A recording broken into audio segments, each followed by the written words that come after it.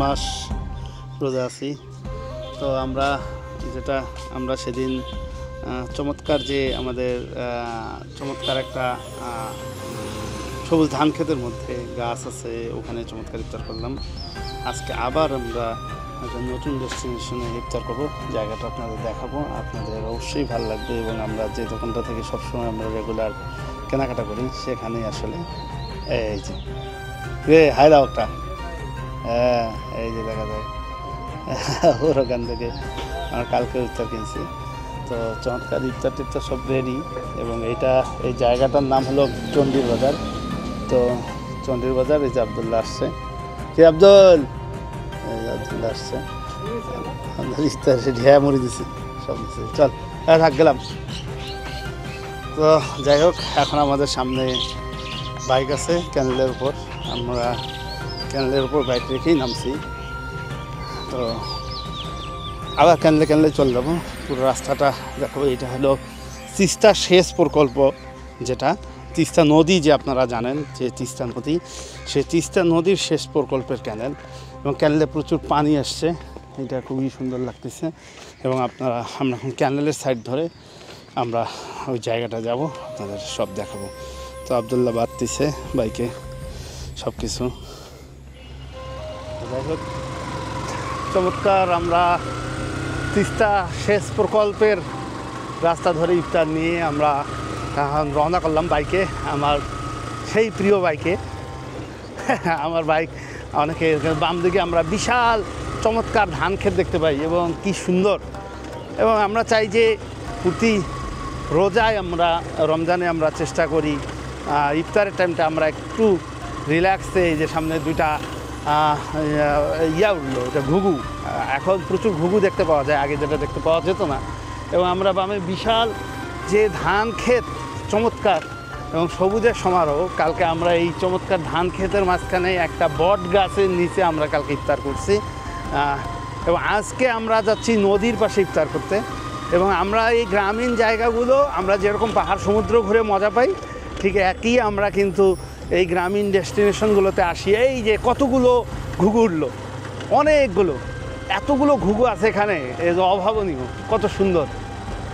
এই যে চমৎকার প্রচুর ঘুঘু আছে এবং প্রচুর পাখি, এবং ভাল লাগে এই জায়গাগুলো, এই গ্রামীণ জীবন এবং এই সবুজের সমারোহ।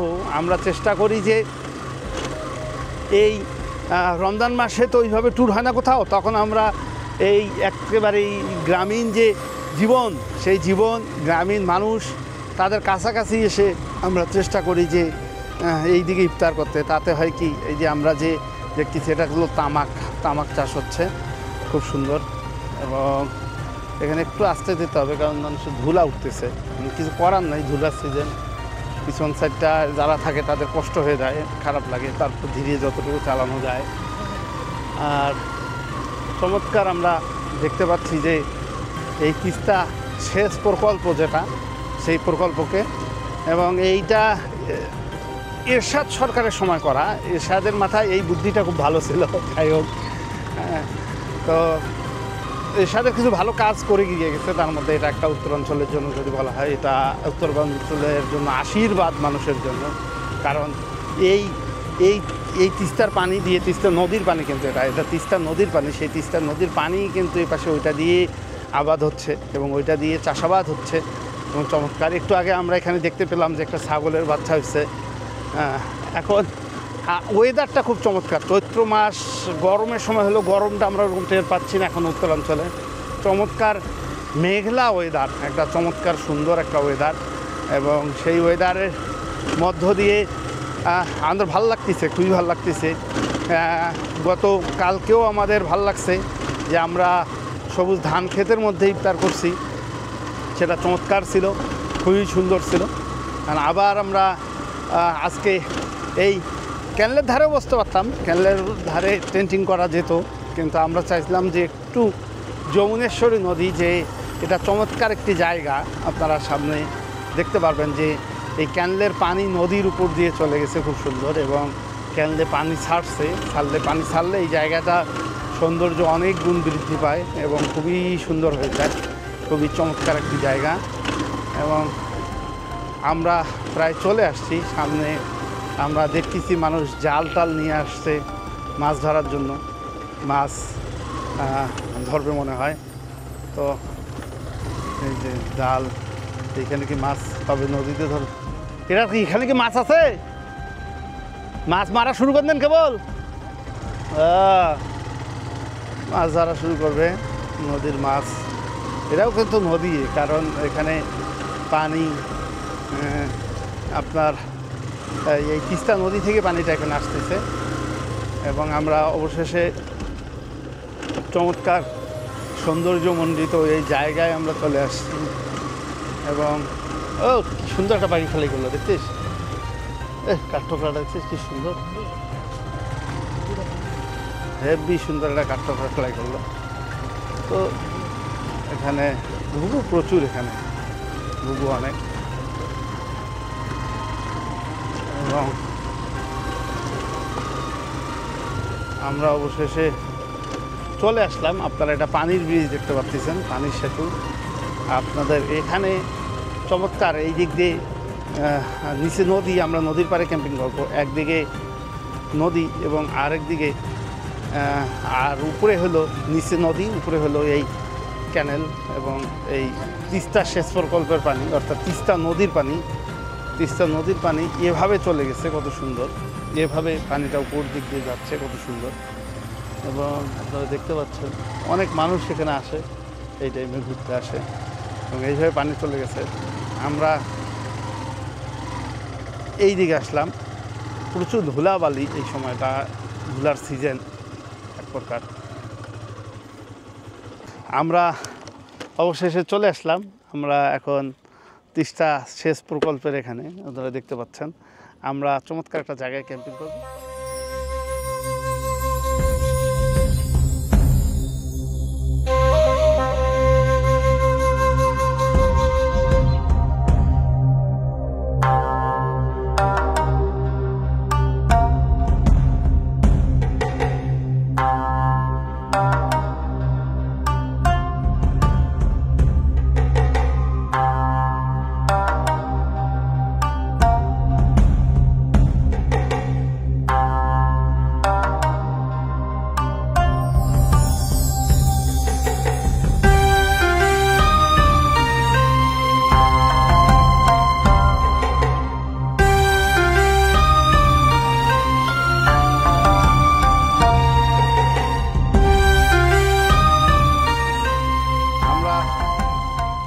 কষ্ট হচ্ছে বাইক নামাইতে, কারণ বেশ খাড়া।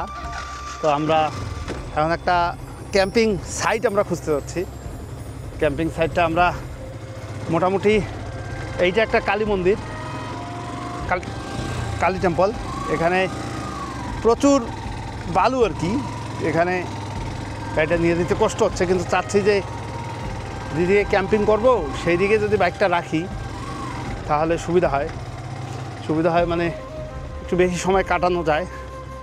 ওদিকে যাওয়ার সময়, উঠানোর সময় খুব কষ্ট হবে। নামানোর সময় নামানো যায় সুন্দরভাবে, কিন্তু উঠানোর সময় খুবই কষ্ট হয়। তো আমরা এই ক্যাম্পিং সাইটে এইদিকে আসলাম। তো এখানে একটা চমৎকার দৃশ্য, ছাগলের পিঠের উপর খুব সুন্দর পাখি বসে আছে, খুবই সুন্দর। আবদুল্লাহ আসছে পিছনে, আবদুল্লাহ হাতে ক্যামেরা, আমার হাতে না। তো খুব সুন্দর পাখি বসে আছে, কতটুকু দেখা যাচ্ছে জানি না। ছাগলের উপর চমৎকার পাখি বসে আছে, এখানে প্রচুর পাখি। খুব সুন্দর একটা জায়গা, আমার পছন্দের জায়গা। এবং এখানে একটা কালী টেম্পল আছে, এটা নদীর চরে কালী। সব মিলায় সুন্দর একটা জায়গা। এখানে আগে প্রচুর গাছ ছিল, গাছগুলো কেটে ফেলছে। এখানে গ্রামীণ মানুষরা তাদের কর্মকাণ্ড আমরা দেখতে পাই, চমৎকার কর্মকাণ্ড। এবং এই নদী, ছোট্ট নদী যমুনেশ্বরী।